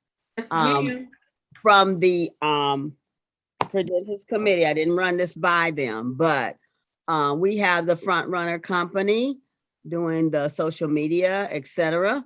And I would like in the future for that company to give us the Google Analytics, the social media count and clicks, so we can get a truer picture of our observers, our Zoom links, and all of those other statistics that come with social media, so we can have a broader statistical report of what our reach is for this conference. And the donations. Thank you so much for that. Yes. And front runner should give us a donation. Thank you. We actually asked for this last year from the Credentials Committee, but I don't know if it went anywhere. We did get it from Front Runner. We did get it from Front Runner last year up to February. Anything past that, we don't have. But up until February, we do have those statistics. Okay. Can you share? I was on that committee last year. Ms. Becky, can you share that with me? I'll dig that email out. Thank you. And just moving forward, excuse me, I just have a sentence. Moving forward, we would like to make that a part of our ask, so that when we present from Credentials, we can also include that information. That's a good. The only issue was that I don't know that they necessarily had that information the last day of our convention. No, they wouldn't. Let me say this about excuse me, I'm certain that my ask is for what they have available at that time. So that's the ask. We'll ask that. Yeah, I think it's a good idea. And I want to say something in regards to Front Runner and the fact that this is our second year of engaging with them in this convening. I want the group to understand that they have been very liberal with us in terms of producing this convention, and they have been more than reasonable in terms of their price. Because when you go out and you put out a bid on what they're doing for us, I think you'd be surprised to what they're charging us versus what the market usually requests. But I think they've done well, and I think there's a lot more they could do. There's a lot more we can do to make it better if we have to go to convening again. I'm hoping that we don't have to convene again because we'd be better off live. But I did want us to know that they are a young company and an African-American company. And when you go out and you bid for what they are providing to us, you'll find that what they're charging us is more than you would imagine in terms of the savings that we're getting. Thank you. Okay, thank you so much. May I say something, Madam Chair? My hand's up. Go ahead. Okay. Go ahead, Crystal. Okay. Yeah, we have secured front runner for this year for our Freedom Fund banquet, and we have always gotten quotes working with some of our people from Marquise. And believe me, their prices are half the price. And we do need to support our African American media companies. That's something that we've always, the NAACP has always done. And we'll be hosting our national president as our CEO and our president and CEO. So it would only be a no-brainer to have Front Runner be the one that produced that as our media company. So those are some of the things that we would really like to do. And then I would like to also have the ask of, I know our secretaries know how many memberships we have sent in each year, but could that be a part of the report every year? I think we used to get it of how many memberships have been sent in by each branch. So that should be part of your own, should be part of your own reports. You know, so yeah. So how do we know? So how do we know as a state collectively? I mean, how many memberships we've sent in as a total of membership? There would be no way for us to know that if you don't give it to us. Okay. So we can tally everything up once you. Madam President. Ma'am. Yeah, this is Cora Breckenridge, State Membership Chair. There is there has been a yearly membership report that has been sent. And Barbara, I know you would always get it to each state conference president. And on that report, it indicates each branch and how many memberships they have sold in life memberships, how many regular memberships, etc. And I don't know, we have a new national membership director, and I don't know if that report was sent out last year because of the pandemic, and probably not, because Barbara usually shares that with me, but I have not seen a copy of that report in the last several years now. So Barbara, though, as our state conference president, was always sent a copy of the membership report for the entire state of Indiana, and all state conference presidents receive that, Madam President. In the that would be great. Last few years, know what the state in the last few years, they have not sent out that report. But I was also asked to make the announcement that through the rest of this year, they're going to continue giving units 50%. I'm sharing the membership fee 50-50 with units, provided that they send and pay everything through the portal. I know y'all get ready to tell me about y'all can't get on the portal and all that can't get your credentials. I know. I'm just don't kill the messenger, but that's what they said. What I did bring up at the last board meeting was that we have not received our per capita. The state conference is entitled to a per capita on every membership that's within their state. That's right. National has not given that in many years. And it was brought up by President White out of Michigan that the very least that they could do was to keep it on the financial report as an obligation, so it doesn't get lost. And so after that, it kind of dropped off of the the reports, the financial reports. And at this last meeting, I brought that up again. And especially since, in the past years, we didn't really kind of push it because we know National was struggling, but National's kind of flowing right now. So I brought it up. And so they said, well, as soon as they can do a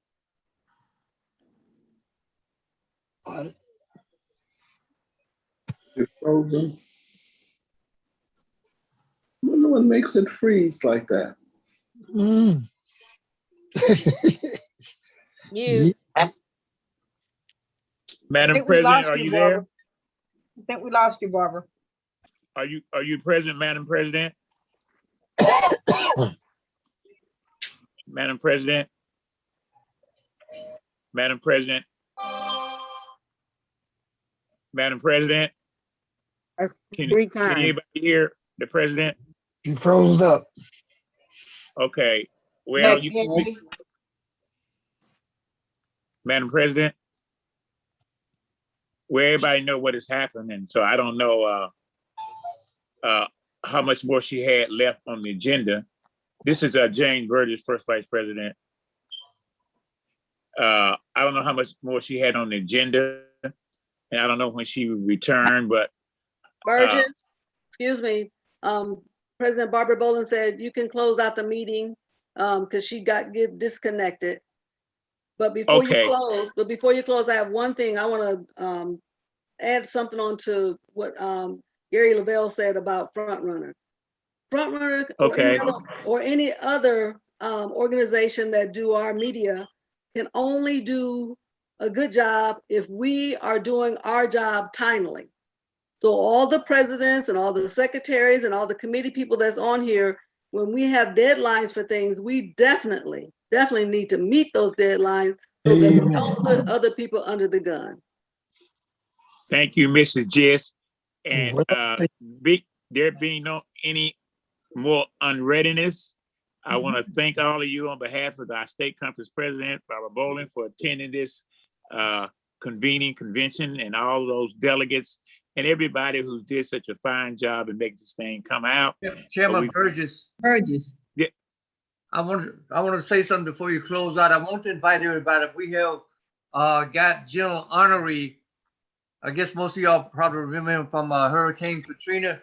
He's going to be at a function that we're having, the Gary Branch, General Russell Honoree, on November the 20th. And we invite all of you all to attend and to support our efforts. That's General Russell Honoree, November the 20th, the Gary Branch. Thank you, Mr. Buzz. President Burgess. Could you spell that, please? Russell, R-U-S. No, I know Russell, but what's the last name? Honoree, H-O-N-O-R-E-E. Thank you. Good man. President Burgess, this is Crystal Ratcliffe. I make a motion that we adjourn the meeting. Second. It's been moved to second that the meeting be adjourned. There's no question on an adjourned meeting, so thank you. We need a prayer from a reverend here, though. Please, who's a reverend? Reverend Cobbs? You have to be a reverend, isn't it? Huh? Reverend Cobbs? I'm here. Yes. Adjourn the meeting and then pray. Would you pray? I yield to Reverend Breckenridge as the senior. Okay, then. All right. Okay, this is Reverend Breckenridge. Let us pray. And I would ask that while we are not on the Zoom, we are on the call. Okay. And I would ask that all of you who can hear the sound of my voice, that you lower your heads and pray as we have this last prayer closing the conference. Reverend Let us pray. Heavenly Father, we thank you for the opportunity to have been in this convening during this year 2021 by the Indiana State Conference of Branches of the NAACP. We thank you, Lord, because we know that you made it possible. We know that you have done what you told us you would do, and that you would never leave us, and that if we worship and praise you and give you all the praise and glory that you and you alone deserve, that you will be there for us when we need you. You have kept your word once again, Lord. But we know that you also know the work that remains to be done. You not only know what we have done throughout the years that since 1906, but you know what we've done now in this year, a year which appears to be the worst in the last 100 years. And we know that despite all the evil and all the works of destruction that the devil is doing, you still are in control. And again, you will bring us through it all. Bless all of these members and all of these officers and all the people who participated in providing this, and continue to bless them that we may continue the work of this, the greatest civil rights organization that ever existed. And we'll be continue to worship you because you are our God. We ask all of this in the mighty name of Jesus. Jesus, the one who came and delivered us. And this we ask that all of you say together, amen. Amen. Amen. Amen. Amen. And Bye. amen. See y'all next year. Amen. Thank you. Amen. Thank you. Amen. Amen.